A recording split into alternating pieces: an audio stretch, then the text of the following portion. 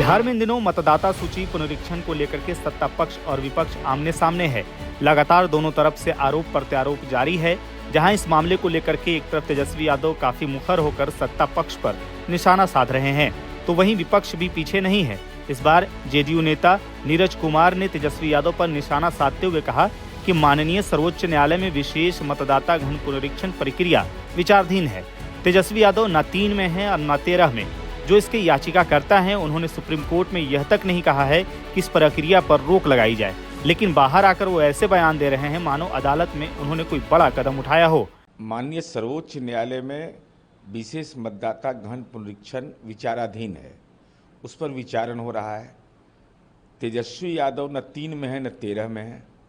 यहाँ तक कि जो लोग आवेदक हैं, उसमें पिटिशनर हैं, उन्होंने यह भी सुप्रीम कोर्ट में नहीं कहा कि इस पर इंटरिम स्टे लगाया जाए। बाहर में बयान दे रहे थे कि तत्काल पुनरीक्षण को रोके, लेकिन माननीय सर्वोच्च न्यायालय में जुबान खामोश हो गई।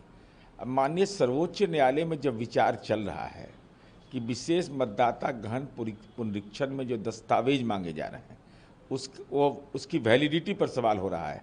कौन मांगा जाए, अगर मांगा जाए तो क्यों मांगा जाए, अगर नहीं लिया जाए तो क्यों नहीं लिया जाए, ये सारे तथ्य अभी विचाराधीन हैं।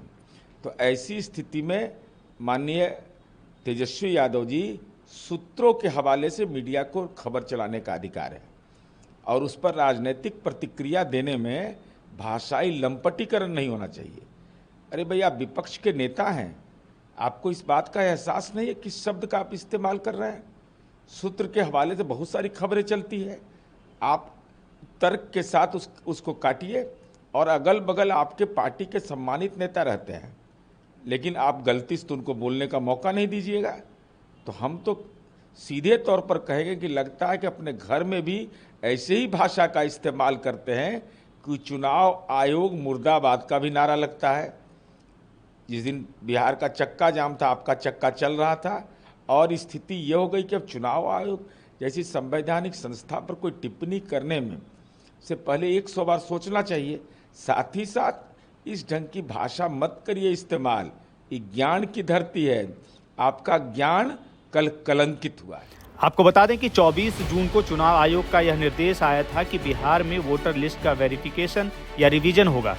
चुनाव आयोग का कहना है कि तेजी से शहरीकरण, लगातार माइग्रेशन, युवा वोटर्स का मतदान के लिए पात्र होना और विदेशी अवैध प्रवासियों के नाम का मतदाता सूची में शामिल होना वोटर लिस्ट के रिवीजन के पीछे अहम वजह है।